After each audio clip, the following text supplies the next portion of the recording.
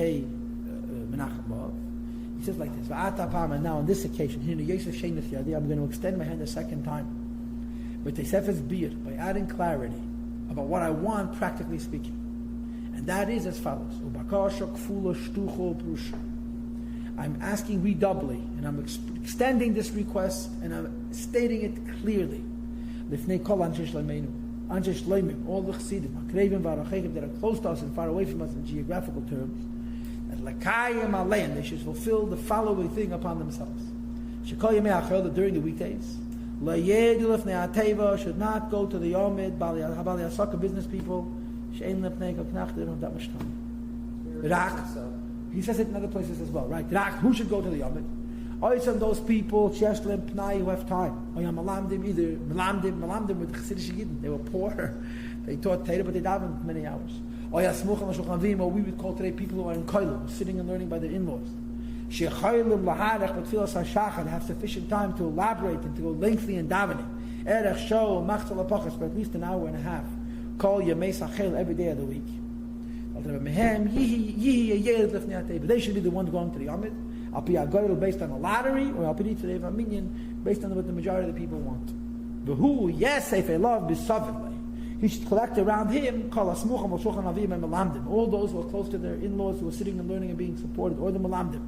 They should be able to be marich like him, so that the minyan should be a slow minyan. Slow minyan means an hour and a half. Without any change, please. And later on, as Menachem Av just pointed out, in one of the Igeres HaKedesh, the Alter Rebbe says, it's le'adifim yamshe b'sadis. This is the second to the last one. On page Kuf Samach Beis Amud Aleph, Hinu L'Teva Shmuel.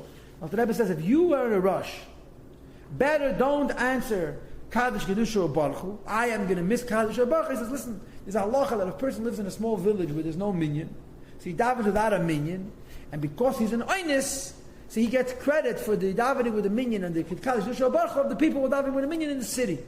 So the Rebbe says, so if you happen to live in the city and you can't daven with the minyan, so you're any different? You're oinus. So you go to work, daven schnell if you want, go to work if you need to, but don't interfere with the normal minions. Going to daven slowly, and they'll be makayim, the Kaddish Kedusha and the Baruch and the Tzibur for you, but don't take it away from them.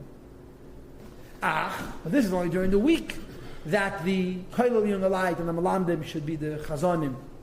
But Shabbos of Yom Tov and Shabbos and Yom Tiv, Punkt Verkehrt. Kam Kol Bali Asakim, even business people, Yesh Lim Pnai V'Shas should have free time, and it's an appropriate time l'hayrech b'tfilos to elaborate in their davening.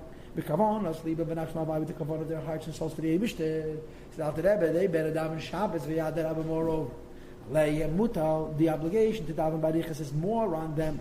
But yes, it has more power, and more might than everybody else. And the Rebbe in his footnotes actually brings the source for this idea that and it says here in the Ramah, workers and business people, they can't learn the whole week. They spend more time learning Torah on Shabbos. So they have a chiv to daven more than everybody else. It says in Chumash, 6 days you work. The 7th day, Shabbos is a sanctified for the Eibishter alone. Completely to the Eibishter. Everybody knows the Shabbos is a Shabbos Tainug. He's supposed to have pleasure. The Rebbe brings in this Igeres HaKedesh, which is the first Igeres HaKedesh, and he repeats it again at the end of Kuntez Achron, that there is the idea of Shabbos is Chitzonius HaShabbos, which is not working, and Pnimius HaShabbos is Hakavah. I'm reading to you look at Kuf Samach Gimel Amud Aleph. 6 lines from the end of the Tanya. Pnimius HaShabbos, what's the Pnimius HaShabbos? This is the Igeres HaKedesh Kuntez Achron. Hakavana betfilas HaShabbos, the Kavana of davening on Shabbos over Talmud Torah and learning with Lofka by the Shem HaChat to become in touch with the Eibishter. So the Alter Rebbe is saying Shabbos is not a time to rest and to sleep. For people who a whole week are busy, Shabbos they got to daven and learn. Therefore, they should also become Chazon of Shabbos and Yom Tiv, based on a goydel, or based on the majority's desire. The Rebbe wrote in a letter from the earlier year. I don't know what that is. Now I want to tell you something. I intend with Hashem's help to send to all the minyanim of Chassidim, undercover agents, spies.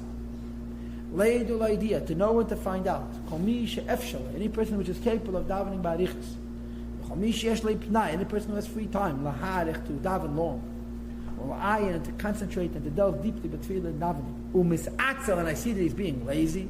Says the Alter Rebbe, I tell you right now, I'm going to push him away. To be pushed away with both hands. Of course, this doesn't mean physically, but figuratively. When he comes here to hear Chassidus.